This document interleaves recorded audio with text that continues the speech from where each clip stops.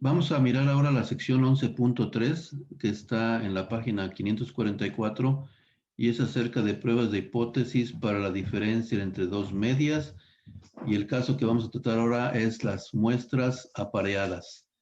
Entonces, aquí tenemos en nuestro libro que nos está indicando que en esta sección se va a utilizar de nuevo el método del p-value, que es, pues es el método más sencillo, podríamos decir, comparado con el método de los valores críticos, para poder tomar una decisión. Aquí el ejemplo que está poniendo el libro es, por ejemplo, cuando uno lleva a su carro a que le hagan el tuning, que le llaman aquí, que es que lo revisen de las aceites principales.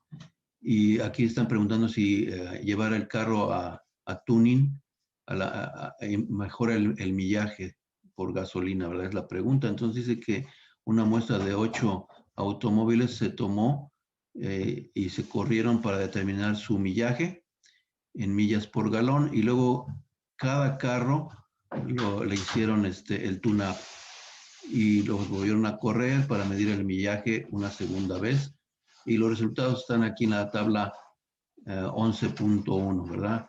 Después del tune-up y antes del tune-up. Entonces, aquí lo interesante es que a cada carro se le midió el millaje o el rendimiento de la gasolina en millas por galón, y después se llevó el carro a afinar y después se volvió a medir el millaje, el rendimiento de la gasolina en millas por galón. O sea que en este caso, por eso son muestras apareadas, porque el mismo sujeto es, digamos, muestreado antes y después de un tratamiento. Entonces, esa es la única diferencia con respecto a lo que estuvimos viendo la vez anterior. Vamos a presentar entonces aquí en nuestro cuaderno de notas unos diagramas y el procedimiento que vamos a seguir, que es exactamente muy semejante a lo anterior, ¿verdad? Entonces tenemos aquí una población y tenemos una segunda población. Estamos comparando dos poblaciones. Estos métodos, por eso son con dos muestras. Aquí lo interesante es que el objetivo principal es mirar si algún tratamiento tiene efecto o no en una población. Entonces, imaginemos que tenemos una población, que se escogen ciertos elementos de esa población, se les da un tratamiento y por ese solo hecho ya están formando una nueva población. Después de cada una de estas dos poblaciones se toma una muestra y se procede a hacer la prueba de hipótesis, ¿verdad? De la misma manera que hemos venido haciendo.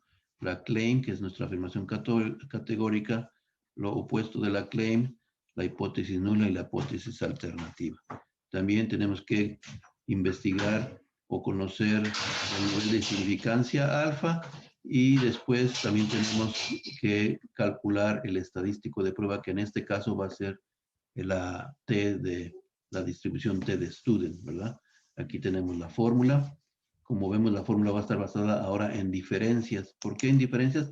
Porque estamos diciendo que en este caso los mismos sujetos están recibiendo el tratamiento, ¿verdad? Entonces, hagan de cuenta que medimos al sujeto antes de enviarlo al tratamiento y después de que sale del tratamiento. Entonces, vamos a tener nuestra información, por decir algo, de la muestra 1, la información que proviene de la muestra 2, que en este caso el mismo sujeto que fue muestrado antes es muestrado después, y después vamos a obtener la diferencia entre estos dos valores, ¿verdad? Esta diferencia es lo que en realidad va a hacer que nuestras dos muestras se conviertan en una muestra, en una sola muestra. Entonces, esa muestra va a ser una muestra de diferencias, ¿verdad? Estas dos se van a combinar en una sola muestra, y entonces esto es como realizar una prueba de hipótesis en una muestra. Ya sabemos que simplemente sacamos la media de los datos, que en este caso son diferencias, menos la media que indica la hipótesis nula, y vamos a dividir entre la desviación estándar, en este caso de las diferencias, entre la raíz cuadrada de n, y con eso sacamos nuestro estadístico t. Después procedemos en la misma manera que ya hemos hecho antes a calcular el p-value, y siempre tenemos dos opciones. En este caso, si la t es positiva, esta es la fórmula para el p-value, ¿verdad? 1 menos pt o pt. de T y D de los grados de libertad, degrees of freedom. Y si la T es negativa, bueno, pues entonces usamos la fórmula que está abajo. Y ya sabemos, si tuviéramos que realizar una prueba de dos extremos, entonces simplemente cualquiera de estos valores de p-value se va a multiplicar por 2. Finalmente tomamos una decisión utilizando el mismo criterio de siempre. Si el p-value es pequeño comparado con el valor de alfa, entonces vamos a rechazar la hipótesis nula. En inglés es reject the null. Entonces vamos a trabajar un ejemplo. Vamos a trabajar el ejemplo 11.5 que está en la página 545 del libro para ver cómo vamos a aplicar este método de las muestras apareadas. Entonces aquí está nuestro libro. Nos vamos a la siguiente página para leer el enunciado del problema. Conforme llegamos a esa página, vamos a ver aquí lo que ya estuvimos platicando, ¿verdad? Que vamos a encontrar diferencias. Aquí está lo mismo que se vio la vez anterior, las suposiciones que se tienen que satisfacer para aplicar este método, ¿verdad? Que es una muestra de aleatoria sencilla, que el número de elementos en la muestra es mayor de 30, o que las diferencias siguen una distribución aproximadamente normal.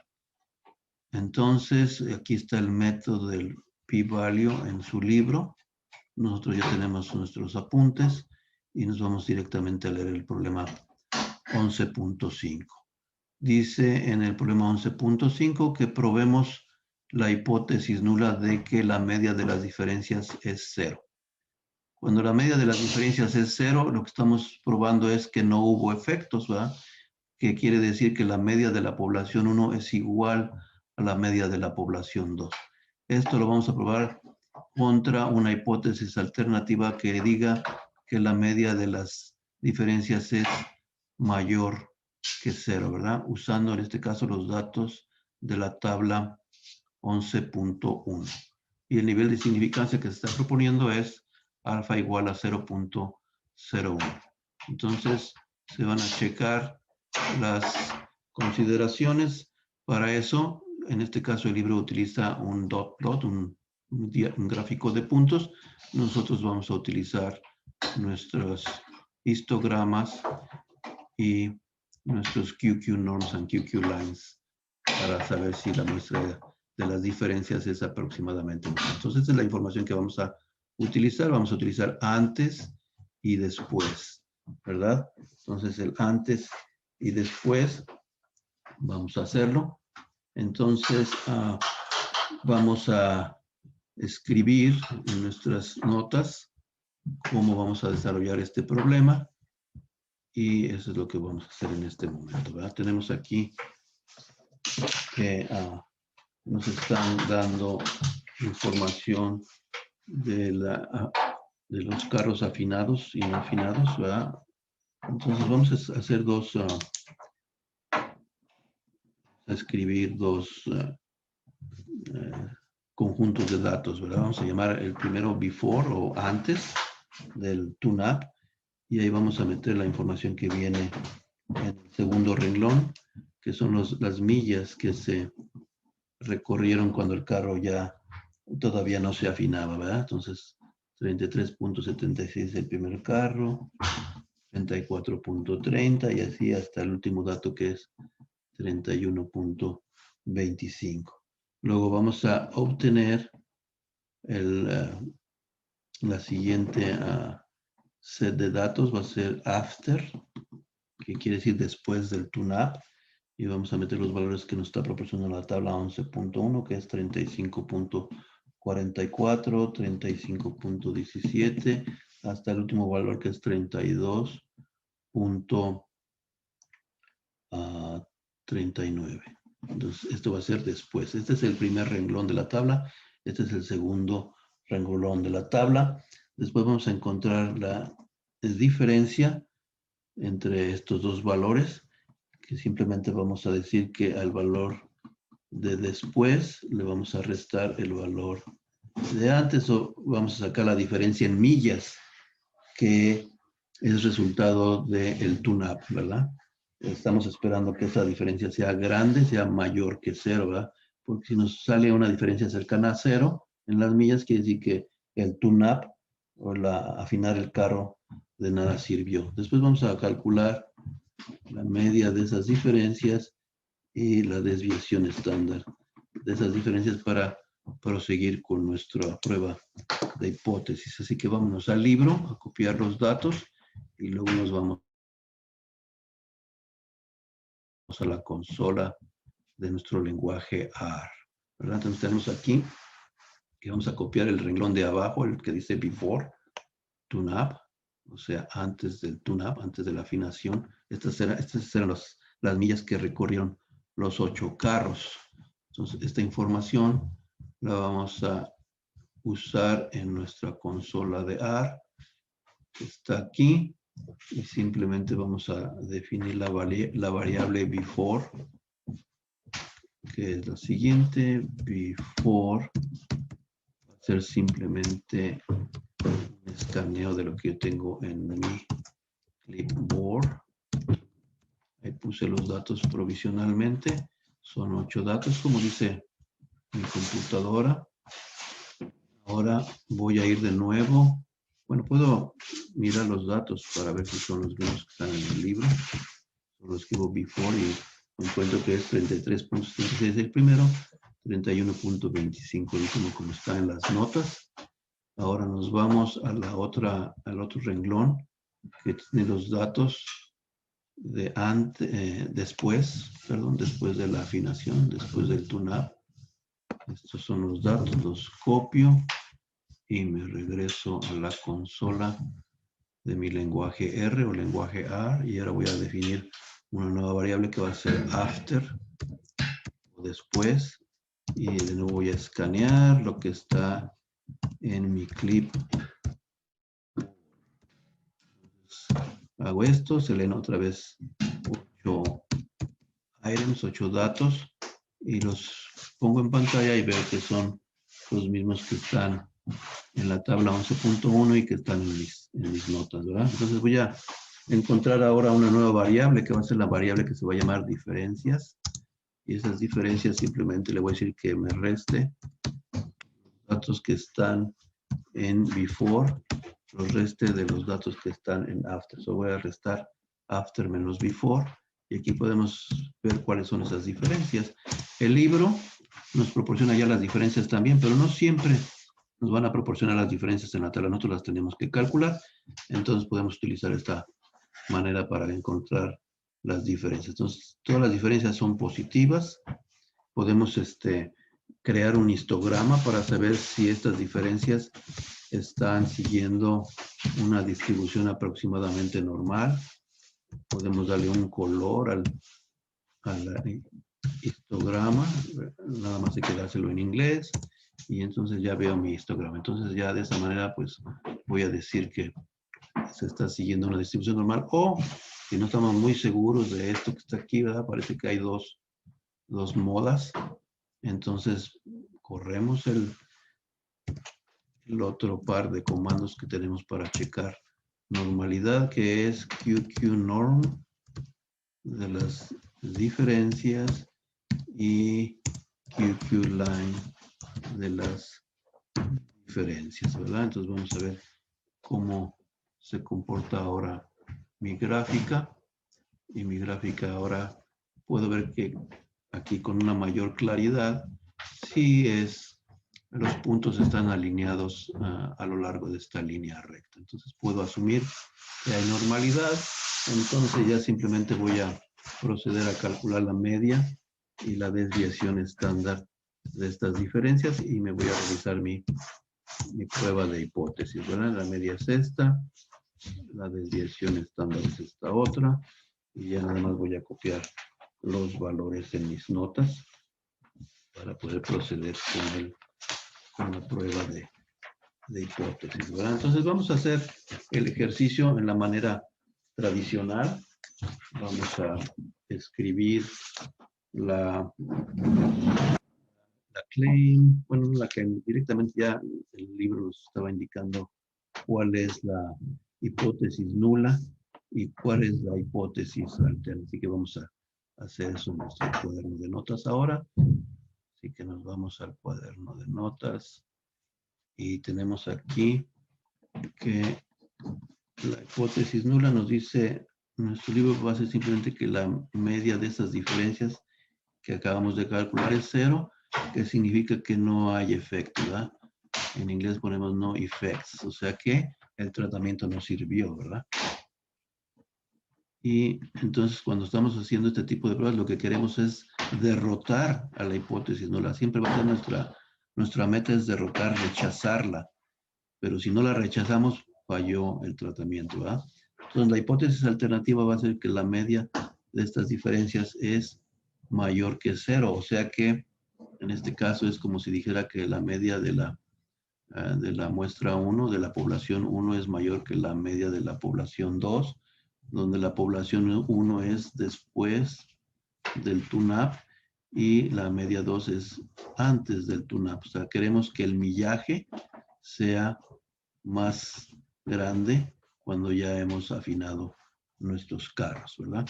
Entonces, si revisamos la hipótesis alternativa, de aquí nos damos cuenta que vamos a trabajar una prueba de hipótesis cargada a la derecha, que la conocemos como una right tail test. Entonces, ya tenemos la primera parte de acuerdo con nuestra manera de resolver estos problemas.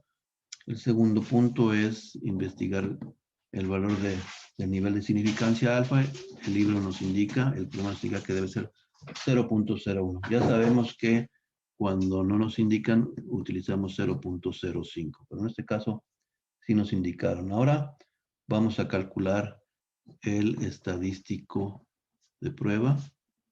Vamos a calcular el estadístico de prueba que ya dijimos que va a ser el estadístico T. Para ello necesitamos información de lo que ahora es una sola muestra, ¿verdad? Se convirtió en una muestra, lo que eran dos muestras, ¿verdad? La muestra 1 y la muestra 2 se combinaron y se formó una muestra de diferencias.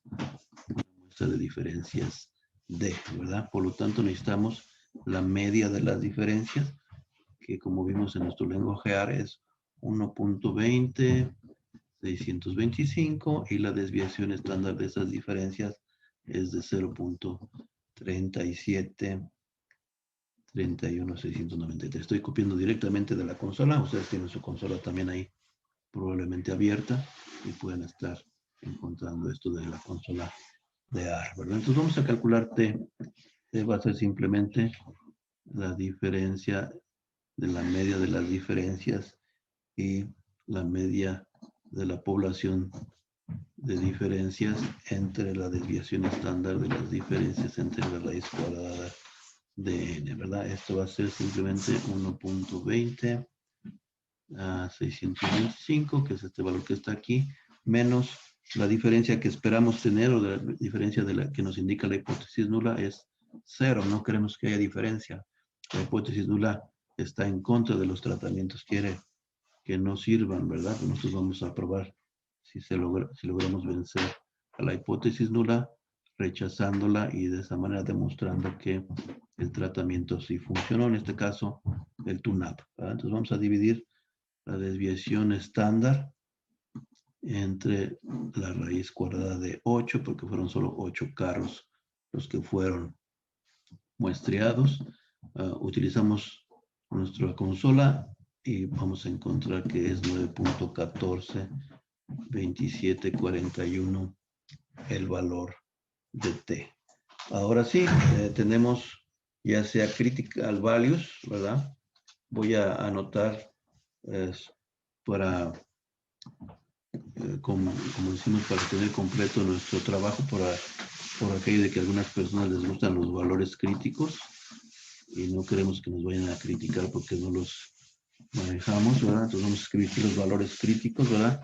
¿Cómo los encontramos? Usamos alfa para encontrar T de alfa. Entonces, tenemos una prueba a la derecha, tenemos que este valor que está aquí es alfa igual a 0.01. Sabemos que esta área va a favorecer a la hipótesis nula y este valor crítico que se conoce como T alfa o T alfa se obtiene con QT de 1 menos alfa n menos 1 grados de libertad.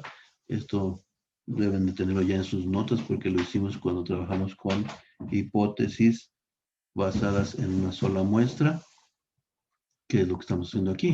En realidad las dos muestras las combinamos en una sola, ¿verdad? Entonces, si hacemos estas operaciones, vamos a nuestra consola y vamos a encontrar el valor de T alfa, ¿verdad? Ese valor va a ser el siguiente. Simplemente tenemos que hacer QT de 1 menos 0.01. Utilizamos todo el valor completo de alfa porque es una prueba nada más hacia la derecha. Y son 8 menos 1 grados de libertad y nos encontramos que vale 99, 79, 52, ¿verdad? Ese es el valor crítico de T que diferencia el caso en que la hipótesis nula no puede ser rechazada del caso donde sí puede ser rechazada. Entonces ya tenemos nuestro valor aquí. ¿Cómo hacemos el análisis? Tenemos que graficar, ¿verdad? Tenemos que poder ver visualmente en dónde está ese valor crítico de alfa, que es 2.99, y tenemos que mirar dónde quedó mi valor, mi estadístico de prueba que está aquí, ¿verdad? El estadístico de prueba, 9.14, viene quedando muy lejos, ¿verdad? Acá a la derecha, muy lejos. Como está muy lejos de la región que favorece a la hipótesis nula, pues tenemos que rechazar la hipótesis nula. Ahora en inglés vamos a escribir reject the null, ¿verdad? Eso es usando el método de los valores críticos. También podemos utilizar el método del p-value. El método del p-value, un método muy sencillo, no necesita gráfica, solo la pongo por propósito de ilustración para que vean la diferencia. Aquí esta línea vertical es T alfa, aquí esta línea vertical es T, exclusivamente mi estadístico de prueba. Esta área que estaba aquí era alfa, esta área que está aquí es alfa, esta área que está aquí no va a ser alfa, esta área va a ser mi p-value, ¿verdad? Mi p-value que voy a comparar con alfa. Eso que en realidad estamos comparando áreas, estamos comparando el p-value con alfa. Eso es lo que hacemos realmente cuando usamos el p-value. Estamos comparando dos áreas, ¿verdad? Entonces aquí va a ser simplemente 1 menos pt. ¿Por qué? Porque t es mayor que 0, ¿verdad? Cuando t es mayor que 0 usamos esta fórmula que está aquí, 1 menos pt de t n menos 1. Esto viene siendo 1 menos pt o pt en inglés. Y vamos a escribir 9.142741, que fue el valor que encontramos para nuestro estadístico de prueba, 8 menos 1. Y esto nos va a dar el p-value que necesitamos para tomar la decisión, ¿verdad? Entonces, vamos a hacerlo y de esa manera vamos a terminar este problema y vamos a hacer nuestra primera pausa. Entonces, vamos a escribir 1 menos pt entre paréntesis punto 14 a 2741,8 menos 1 y obtenemos esa información que está allí. Como pueden ver, aquí hay una E, hay un signo negativo, entonces nos está reportando nuestra consola de R la respuesta en lo que se llama notación científica, scientific notation, o sea que nos está diciendo que eso es 1.925141, luego tiene una E minúscula, luego menos 0.05. Vamos a ver entonces cómo se debe de escribir eso en nuestro cuaderno o cómo lo vamos a ver escrito en el libro o en el examen. Entonces, esto es lo que viene en la consola de R, ¿no? Esto es de nuestra R console. ¿Cómo se escribe esto? Simplemente escribimos primero el número, y cuando viene la E, ahí la vamos a cambiar por un signo de multiplicar y un 10, times 10, decimos en inglés, y luego este va a ser un exponente, por eso viene la E es el exponente que va aquí, ¿verdad? Entonces me está diciendo que el p-value es de 1.9259 por 10 a la menos 5, o sea, este valor es muy pequeñito, casi cero, ¿verdad? Entonces tenemos que comparar, ¿verdad? Para tomar la decisión. Para tomar la decisión, tenemos que comparar el p-value con alfa, ¿verdad? Entonces aquí tenemos este p-value que podría escribirse como 0.0 y ponemos 4 ceros. Y hasta el quinto lugar viene el 1.925.142. Es un número muy pequeñito, que es muy, pero muy, muy pequeño comparado con 0.01, que es el valor de alfa. Por lo tanto, nosotros tenemos que decir que vamos a rechazar la nula, ¿verdad? O en inglés, reject the null, ¿verdad? Tienen que coincidir las conclusiones, ¿verdad? Si usan el método de los valores críticos o si usan el método del p-value. Entonces, el último paso simplemente va a ser escribir la conclusión. Y vamos a escribir la conclusión, ¿verdad? En las notas. La conclusión que tenemos que escribir es la siguiente. La conclusión es que there is enough evidence to reject the null. There is enough evidence. La claim es diferente de la null, porque ¿cuál es la claim? La claim es demostrar que el tune-up es bueno para los carros, ¿verdad? Que al final se va a incrementar el millaje por gasolina, entonces tenemos que cambiar este verbo, solo vamos a poner there is enough evidence to support the claim that tuning up the cars increases the gas mileage. Rendimiento debe poner yield, rendimiento. Y ese es el final de este problema. Por lo tanto, ustedes ya me pueden realizar un problemita nada más de la sección 11.3 del exercise set que está en la página 551. Van a ser solo el problema número 10, que voy a poner ahorita mismo en la pantalla para que lo puedan fotografiar en caso de que todavía no tengan su libro, ¿verdad? Nos vamos entonces a la página 551.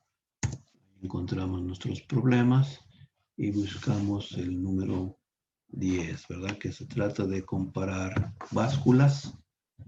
Entonces dice que en un experimento para determinar si hay una diferencia sistemática entre los pesos obtenidos con dos diferentes básculas, 10 especímenes rocosos fueron pesados en gramos en cada báscula y los datos que se obtuvieron son los que están en esa tabla, ¿verdad?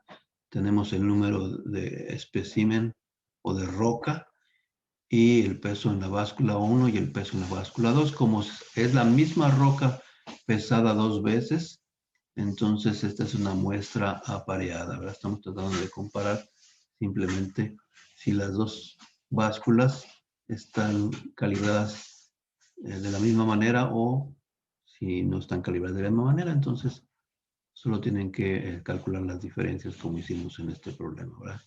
Tienen que escribir la hipótesis nula, la hipótesis alternativa, calcular su estadístico de prueba, que ya sabemos que es el estadístico T, y escribir una conclusión. El nivel de significancia que vamos a usar es el mismo de hace un momento, 0.01. Ya saben que me pueden mandar un correo electrónico si tienen preguntas acerca de este problema. Vamos a comenzar ahora en la última sección que vamos a tocar de este capítulo 11, que es la sección 11.4, en la página 553 del libro, que es acerca de pruebas de hipótesis para desviaciones estándar de dos poblaciones. Entonces aquí vamos a utilizar ahora una distribución muestral diferente a las que hemos utilizado hasta el día de hoy. Vamos a incorporar por primera vez una distribución que se llama distribución F. Esa distribución es muy utilizada para comparar precisamente desviaciones estándar. La vamos a utilizar aquí, la vamos a utilizar en el último capítulo que vamos a cubrir este semestre, que es el capítulo 14, que es análisis de varianza, que no es otra cosa que comparar varianzas, por eso se llama análisis de varianza. Y al comparar varianzas, lo que estamos comparando son desviaciones estándar, ¿verdad? Entonces, ahí también vamos a utilizar la distribución F. Entonces, yo quise incorporar esta sección, aunque no la cubren los otros instructores, porque para mí este es el fundamento del análisis de varianza. Nos va a servir, por lo menos, para tener una idea de qué estamos comparando, ¿verdad? Entonces, aquí tenemos las suposiciones que se van a utilizar en este tipo de problemas. Son las mismas de siempre, que tenemos muestras aleatorias, sencillas, independientes y que además provienen de poblaciones que son normales, ¿verdad? Y vamos a tener nuestras hipótesis. La hipótesis nula va a ser que las desviaciones estándar de las dos poblaciones son iguales y vamos a tener las alternativas como siempre, la prueba cargada a la derecha, la prueba cargada a la izquierda y el caso de las pruebas cargadas hacia los dos extremos, ¿verdad? Y lo que hacemos con el estadístico F que vamos ahora a utilizar es simplemente vamos a escribir una fracción. En el numerador vamos a escribir la desviación estándar de la muestra que es mayor y en el denominador vamos a escribir la desviación estándar que es más pequeña. Bueno, vamos a escribir en realidad las varianzas, porque si recuerdan, S al cuadrado es la varianza, ¿verdad? Entonces, desviación estándar al cuadrado es la varianza. Entonces, F es simplemente lo que se llama en inglés una ratio entre dos varianzas, una razón entre dos varianzas. Ratio en español es razón, aunque a veces no es un término que ayude mucho a entender qué estamos haciendo. En otra palabra sería simplemente es una fracción en la cual le tenemos en el numerador una varianza y en el denominador otra varianza, ¿verdad? Y la mayor siempre va a estar en el numerador para que nuestro valor de F siempre va a ser mayor a 1. Entonces, la distribución F es una distribución muy parecida a la distribución chi cuadrada. Es una distribución que solo tiene valores positivos. Es una distribución que no es simétrica con respecto al centro. Es igual que la distribución chi cuadrada en ese aspecto.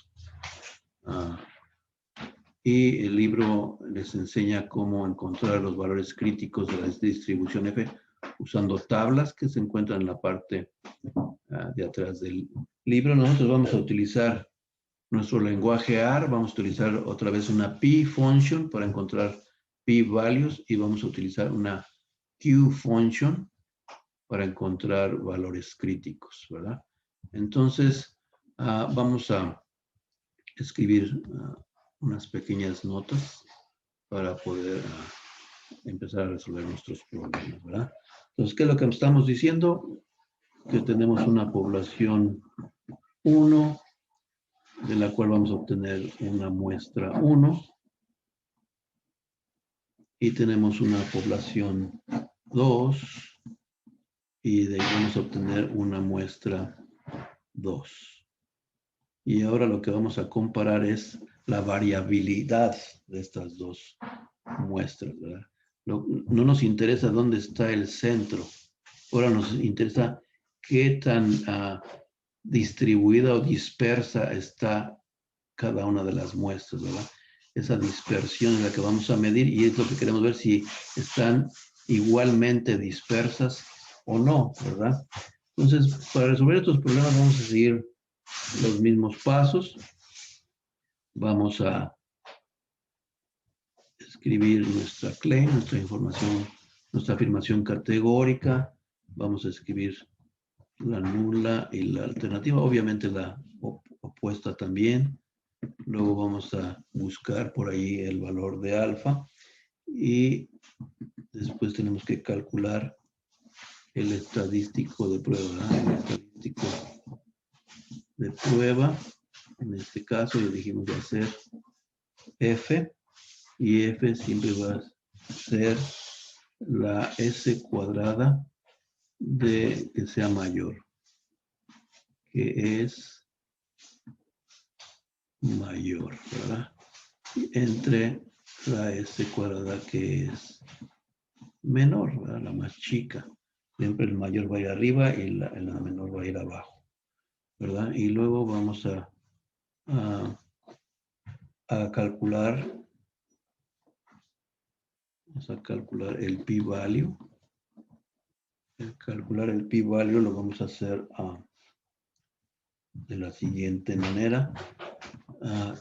Aquí no vamos a tener left tail test, ¿verdad? Porque como siempre estamos poniendo el valor más grande arriba, siempre va a ser una prueba cargada a la derecha o una prueba de dos extremos, pero basada también en esta cola que está a la derecha, ¿verdad? Entonces, si tenemos el right tail test,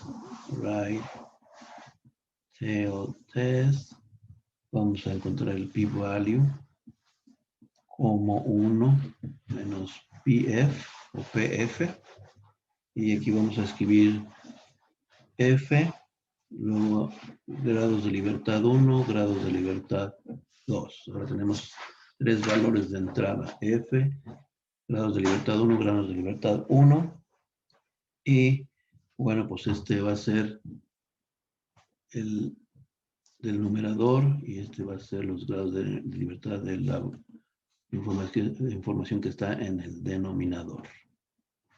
Numerador y denominador, ¿verdad? Sobre las muestras, ¿verdad? Y si tenemos el caso de los dos extremos, si tenemos un two-tailed test, entonces el p-value simplemente va a ser todo esto que está aquí multiplicado por 2. Si le pongo este asterisco para acordarnos que estamos multiplicando por 2 usando nuestra consola de R, ¿verdad?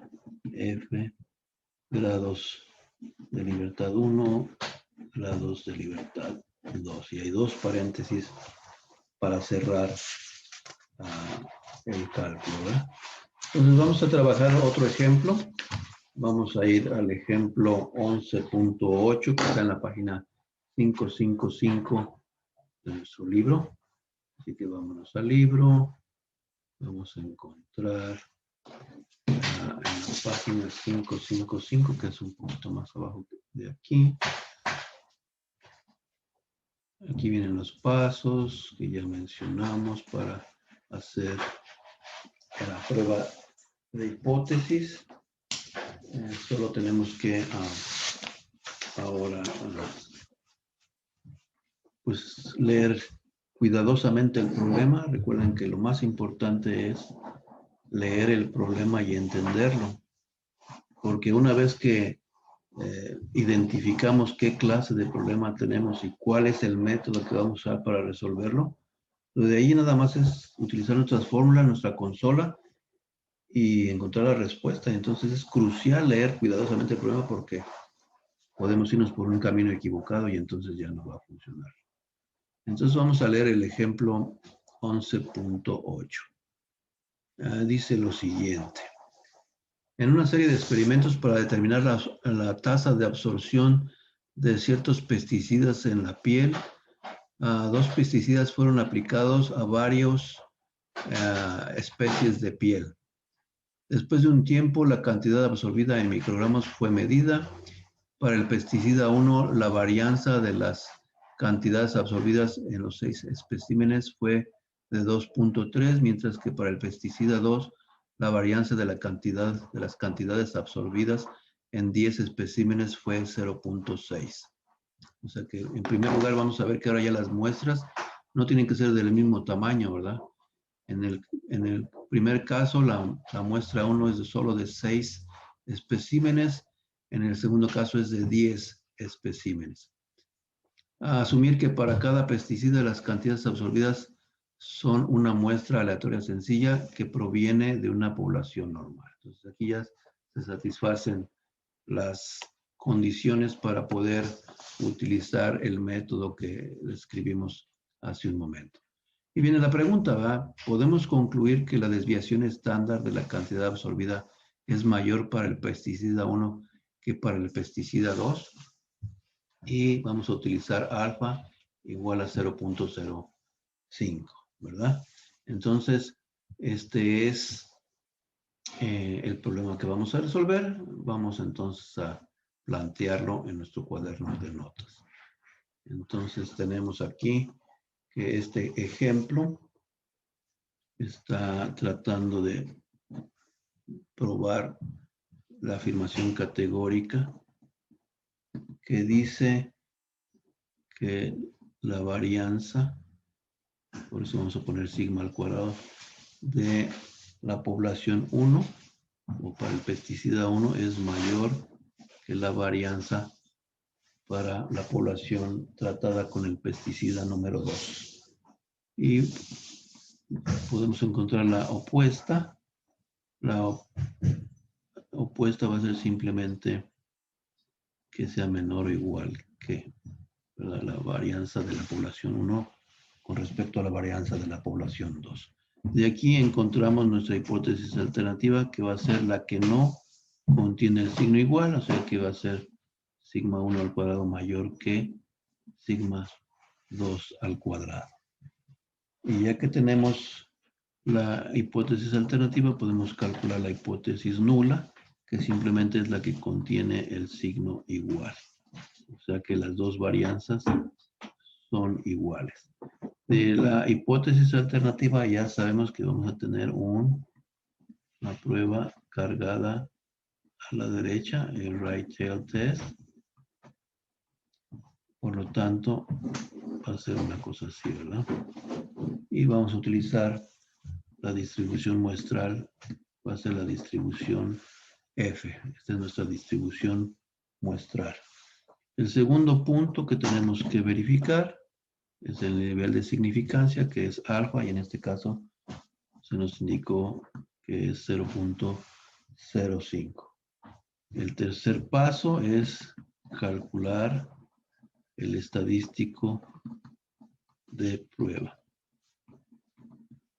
El estadístico de prueba, ya dijimos que es F, y esa F simplemente va a ser la varianza mayor, ¿verdad?, entre la varianza menor, ¿verdad? Entonces tenemos que ver la información que nos dieron, ¿verdad? Tenemos la muestra 1, tenemos la muestra 2, y en el primer caso son 6 especímenes de piel, en el segundo caso son 10 especímenes de piel. En el primer caso la varianza de la muestra fue 2.3 y en el segundo caso la varianza fue 0.6. Entonces, después de examinar aquí, la mayor es esta. Entonces, esta va a ir al numerador. Esta va a ir directamente al numerador. Y por lo tanto, esta va a ir al denominador, ¿verdad? Esta va a ir al denominador. Entonces, vamos a escribir F igual simplemente a 2.3 entre 0.6.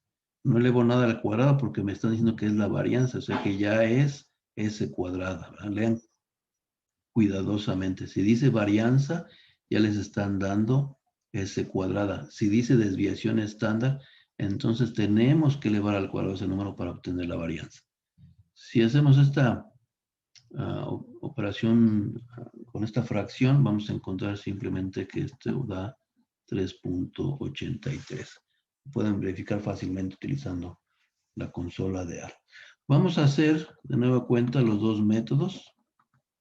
El de los valores críticos para que no nos critiquen, no lo incorporamos. Para eso ya saben que ocupamos alfa como primer paso. Después vamos a buscar el valor crítico de F, que le vamos a llamar F alfa, cuando esta área es alfa. Y esta área va a favorecer la hipótesis nula. Esta es 0.05. ¿Cómo calculamos F alfa? Cuando estamos calculando valores críticos usamos Q functions o vamos a ocupar QF. QF de 1 menos alfa grados de libertad 1, grados de libertad 2, ¿verdad? Entonces este valor crítico de F va a ser QF de 1 menos 0.05 y en este caso quedamos que este era el numerador y este es el denominador. Entonces el numerador es este, 6 menos 1. El denominador va a ser la información que está del lado derecho, va a ser 10 menos 1 grados de libertad. Por lo tanto, vamos a ir a la consola de lenguaje R o lenguaje R, nuestra R console, para encontrar ese valor el valor crítico de F, ¿verdad? Va a ser 1 menos 0.05, 6 menos 1, siempre indico la diferencia de esta manera para saber que estoy haciendo o estoy conociendo o indicando los grados de libertad, ¿verdad? Esto me va a dar 3.481659. Con eso ya puedo encontrar mi conclusión usando los valores críticos. Eso simplemente es mirar aquí en esta gráfica. Aquí tengo que el valor de F alfa va a valer 3.48. Solo tengo que posicionar mi estadístico de prueba que provino de las muestras, que es 3.83. Me voy a dar cuenta claramente que mi estadístico de prueba va a estar en esta región, ¿verdad? Va a estar a la derecha del nivel crítico. Por lo tanto, esto me va a indicar que tengo que rechazar la nula, porque está fuera de su dominio, no le toca, ¿verdad? Entonces tenemos también el método de los p-values, ¿verdad? En ese método, puede ser la gráfica nada más por propósitos de comparación, que esta línea vertical ahora es F, y por lo tanto esta área no es alfa, sino esta área es p-value, y esa es la razón que estamos comparando dos áreas. Y al comparar dos áreas también es otra manera de saber si estamos favoreciendo o no a la hipótesis nula, ¿verdad? Entonces, aquí voy a encontrar este valor P o p-value va a ser 1 menos pf de f grados de libertad 1, grados de libertad 2, ¿verdad? Entonces, para este ejercicio, simplemente voy a escribir 1 menos pf de 3.83, que fue el valor de mi estadístico de prueba. Y otra vez, 6 menos 1, 10 menos 1, que son los grados de libertad que corresponden a cada una de las muestras tomadas de mayor a menor varianza, no de mayor a menor tamaño, ¿verdad? Porque si miramos los tamaños, esta es más grande, esta muestra, y esta es más pequeña. Pero lo que estamos mirando son las varianzas. Entonces, la mayor va a ser siempre la que va en el numerador, ¿verdad? Entonces, vámonos a nuestra consola para hacer un cálculo más. Ahora voy a escribir 1 menos pf y en el paréntesis voy a poner 3.83, luego 6 menos 1, y luego 10 menos 1 y eso es todo, ¿verdad? Voy a encontrar 0.0388 52.46. Ese es el p-value que voy a comparar con alfa para tomar una decisión, ¿verdad? Entonces, este es mi p-value. Entonces, el siguiente paso es tomar una decisión. ¿Cómo voy a comparar el p-value con alfa? Entonces, tengo mi p-value de 0.03, tengo alfa que vale 0.05, entonces me doy cuenta que 0.03 o casi 0.04 es más pequeño que 0.05, entonces esto es lo que sucede, el p-value es menor que alfa, por lo tanto voy a rechazar, en inglés voy a poner reject de null, voy a rechazar la hipótesis nula.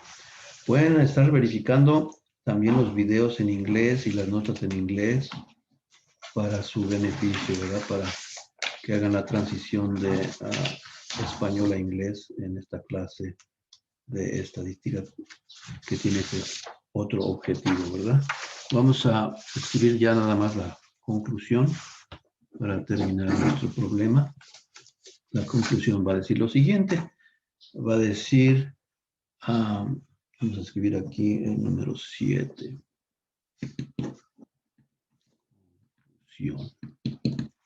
Va a decir lo siguiente, va a decir, there is enough evidence. Como ven, es la misma escritura todo el tiempo, el mismo wording. There is enough evidence to reject the null. Y siempre escribimos primero la conclusión para la nula, después revisamos si la claim y la nula son iguales o diferentes, y si son diferentes, pues vamos a cambiar el verbo que está aquí. Nunca cambiamos el principio. Vamos a escribir there is enough evidence to support the claim that, y luego escribimos el claim, ¿verdad? The standard deviation, the standard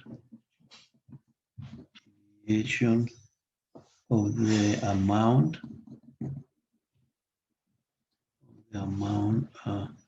absorbed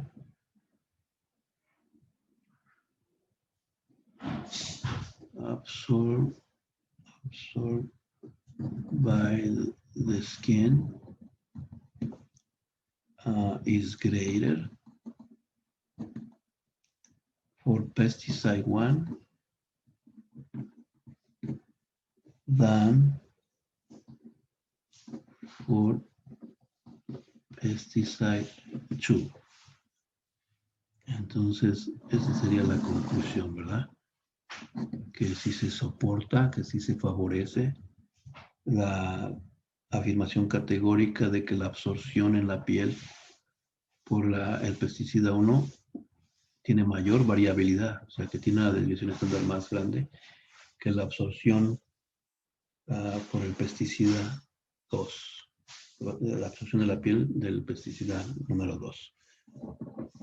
Muy bien, vamos a terminar este capítulo con un par de problemas de la sección 11.4 del set de ejercicios que está en la página 559. Van a resolver el problema 14 y el problema 16. Y con esto vamos a terminar este capítulo 11. Y faltan 2 capítulos más para concluir el semestre y terminar nuestro trabajo aquí, ¿verdad? Entonces tenemos en la página 559 el problema 14, está aquí a mano izquierda, es de los palos de hockey. Dice que la fuerza o la tensión de rompimiento de un palo de hockey, de los shafts, de las cabezas de los palos de hockey, que está hecha de 2 diferentes materiales compuestos de grafito y Kevlar, produjo los siguientes resultados en newtons, ¿verdad? Entonces, son dos diferentes materiales compuestos de grafito y Kevlar. El compuesto 1 dio estas lecturas en newtons de la resistencia al rompimiento y el compuesto número 2 dio estas lecturas de la resistencia al rompimiento, ¿verdad? Las muestras no son del mismo tamaño. No significa que esta, que tiene un tamaño n más grande, vaya al numerador y esta al denominador. Para saberlo tenemos que encontrar primero las desviaciones estándar, ¿verdad? Tenemos que meter estos datos en nuestra consola y tenemos que calcular SD, me va a dar la desviación estándar, o var, B chica a R, me puede dar directamente la varianza, o sea, S cuadrada. Y lo mismo para la muestra número 2. La pregunta es, ¿podemos concluir que la desviación estándar de la resistencia de rompimiento difiere entre los dos compuestos? Entonces, nada más estamos buscando, el claim es que son diferentes, ¿verdad? Que son diferentes las resistencias de rompimiento. Ese es el problema 14. El problema 16 está aquí a mano derecha. Dice, ¿eres tú más inteligente que tu hermano más viejo? Aquí debemos de poner sibling, ¿verdad? Para no... pero bueno, aquí dijeron que son hombres, ¿verdad? En un estudio de el orden de nacimiento y de inteligencia, pruebas de inteligencia se dieron a hombres de 18 y 19 años de edad para estimar el tamaño de esa diferencia, si es que hay, ¿verdad? Entre la coeficiente de inteligencia o IQ del hijo primero, del primogénito, y de los hijos que son los segundos, ¿verdad? Los datos siguientes de los 10 primogénitos y de los 10 segundos hijos están consistentes con las medias y las desviaciones tantas reportadas en el artículo. Asumir que las muestras vienen de una población normal. Entonces tenemos primogénitos y segundos hijos. Y la pregunta es, ¿podemos concluir que la desviación estándar de estos coeficientes de inteligencia difiere entre el primero y el segundo hijo? Entonces, más están tratando de saber si las variaciones, ¿verdad?, de la desviación estándar son diferentes para los dos hijos, ¿verdad? Cualquier pregunta, manden un correo electrónico o un mensaje de texto al número telefónico indicado en el sílabus.